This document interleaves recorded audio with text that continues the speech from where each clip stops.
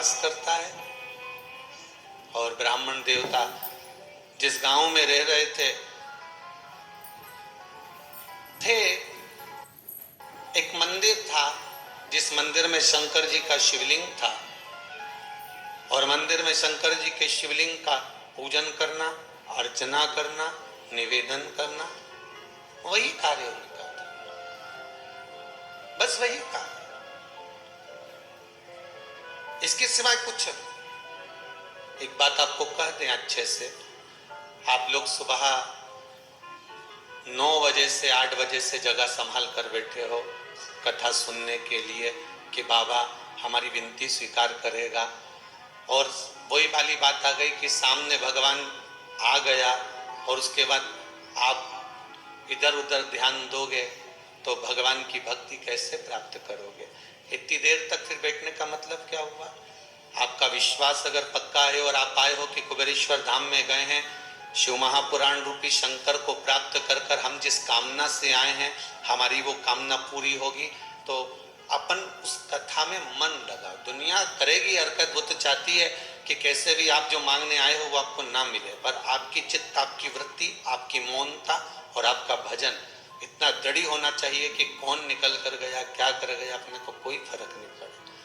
कितनी कितनी दूर से आप लोग आए हो विश्वास लेकर, कितने घंटे से बैठे हुए हो इंतजार करते करते, और परमात्मा की भक्ति का मिलने का समय हुआ और आप अगर शोर करें या फिर प्राप्त ना कर पाए तो हमको भी लगेगा इतनी दूर से आए और आपकी कामना पूरी नहीं हुई। शंकर रूपी शब्दों को ग्रहण करिए। ब्राह्मण देव शंकर भगवान के शिवलिंग का पूजन करते, अर्चना करते।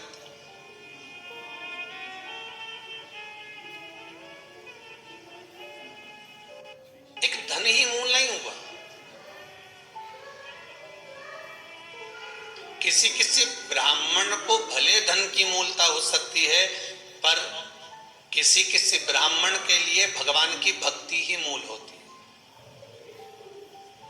और केवल ब्राह्मण के लिए नहीं कहूंगा, वैश्य हो, क्षत्रिय हो, शूद्र हो, ब्राह्मण हो, इन सभी के लिए। किसी के लिए धन जरूरी हो सकता है, किसी के लिए संपदा जरूरी हो सकती है, किसी के लिए दौलत जरूरी हो सकती है, पर किसी किसी के लिए भगवान की भक्ति ही जरूरी है। उसने जन्म दिया है और अगर उसने हमको पैदा किया है, इस मृत्यु लोक में अगर जन्म दे दिया उसने, तो ये पक्का है कि हम अगला जन्म फिर भोगे। बोला था एक बार इसी व्यासपीठ से, किसी एक भाई ने व्हाट्सएप पे लिख कर भेजा, जहां सीवर वाला गुरुजी जाएगा वहां लिख कर दिया उसने।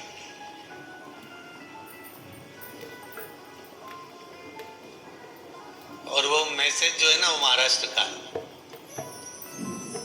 अब भाई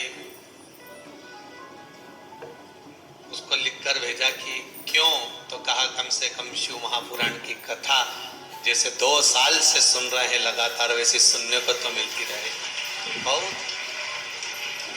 वो भक्ति का बल, वो विश्वास आपका, भरोसा आपका, दृढ़ता आपकी, वो किससे भी प्राप्त हो, किसी भी तरह से।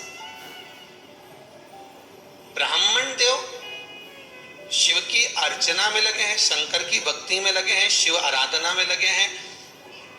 थोड़ा सा कहीं भाग मिल जाता था तो घर में लेकर आ जाते थे, पर भाग जब घर में लेकर आते थे तो कोई भगत मांगने वाला आ जाता था तो उसको भी दे देते थे।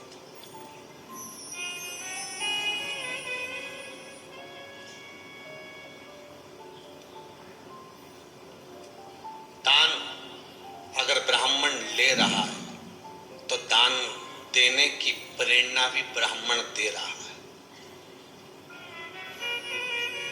आप सबको मालूम होगा पहले के समय पर जितने साधु, सन्यासी, तपस्वी, साधक, उपासक, संत, महात्मा, पीठाधीश, मठाधीश जितने भी आते थे, ये किसी दूसरे के घर में जाकर भोजन ग्रहण नहीं करते थे, ये ब्राह्मण के घर में ही जाकर अन्न भाग ग्रहण करते थे। और इसका प्रमाण अगर कोई कहे कि ये कहाँ लिखा हुआ है, इसका प्रमाण क्या है, तो आप श्रीमद् भागवत को उठाकर देख लीजिए, अजामिल की कथा। श्रीमद् भागवत में अगर कोई कहे कि ये प्रमाण कहाँ लिखा है कि पहले संत महात्मा साधु सन्यासी तपस्वी साधक उपासक मठाधीश पीठाधीश संत महात्मा जितने भी गुरुजन होते थे ये कहीं भोजन नहीं करते थे, ये कहीं अपने जल का पान नहीं करते थे, अगर करते थे तो केवल ब्राह्मण के घर पर करते। तो इसका प्रमाण कहाँ लिखा हुआ है? कोई कहे तो श्रीमद् भागवत में अजामिल की कथा देख ली। अजामिल एक वेश्या को आ गए, उन्होंने आवाज लगाई भैया कोई ब्राह्मण का घर है, तो गांव के लोगों ने हंसी उड़ाने के लिए कह दिया एक ब्राह्मण का घर है पर उसकी धर्मपत्नी वेश्या है। संत पहुंच गए उसके दरवाजे पर, आवाज लगाई ए ब्राह्मण देव, ए अजामिल, ए अजामिल। अजामिल बाहर निकल कर आए, बोले महाराज। अजामिल आप ब्राह्मण हो? हाँ। आपका क्या गोत्र है? हमारा ये गोत्र है। अच्छा,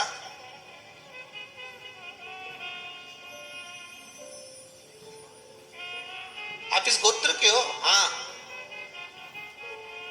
हम 12 संतों की जमात आई है, हम 12 संत लोग आए, साधु सन्यासी यहाँ पर आए। अच्छा, तो फिर हम आपके यहाँ भोजन करेंगे?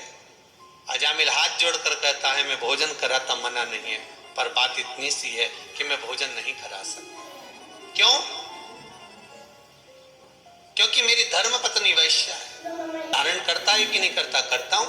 मस्तक पर तिलक धारण करता है कि नहीं करता? करता हूं। शिखा धारण करता है कि नहीं करता? करता हूं। तो तेरी धर्म पत्नी भी ब्राह्मणी हो गई, तू तो भोजन बना, हम भोजन करें। मतलब ये प्रमाण है श्रीमद् भागवत में कि संत साधु सन्यासी तपस्वी साधक उपासक ब्राह्मण का घर ढूंढकर भोजन करते। भोजन कराओ। से पहले कहा था कि दक्षिणा नहीं दूंगा, तो मेरे पास है ही नहीं, मैं क्या दूं आपको? संतों ने कहा अगर दक्षिणा नहीं है तुम्हारे पास में तो हमें दक्षिणा में कोई पैसा नहीं चाहिए, हमें दौलत और धन नहीं चाहिए, हमें तो दक्षिणा में केवल एक वचन चाहिए। क्या वचन? कि तुम्हारी धर्मपत्नी के गर्भ से अगली जो संतान होगी उसका नाम तुम नारायण रख देना, बस इससे ज्यादा कुछ भी नहीं चाहिए। उसका नाम तुम नारायण रख दो, इससे ज्यादा हमें कुछ भी नहीं चाहिए। और उस बेटे का नाम अजामिल ने नारायण रख दिया। दिन रात नारायण आओ, नारायण खाओ, नारायण पानी पी लो, नारायण ये कर लो, नारायण वो कर लो। अंतिम समय में जब यम के दूत बंदी बनाने के लिए आए तो नारायण को याद करा। अब ये नारायण तो नहीं आया पर वो नारायण आ गया। अर्थात एक तत्व हमारा कहता है, शिव महापुराण की कथा कहती है कि आपका जो भाव अगर शुद्ध है, अगर ब्राह्मण दान ले रहा है तो ब्राह्मण दान देने की प्रेरणा भी दे रहा है। भोजन कराकर, भजन कराकर, स्मरण कराकर, सत्संग। पहले के समय में चाहे वैश्य हो, चाहे क्षत्रिय हो, चाहे ब्राह्मण हो, चाहे शूद्र वर्ण हो, ये चारों जो वर्ण थे ये दान करना भी बहुत अच्छे से जानते।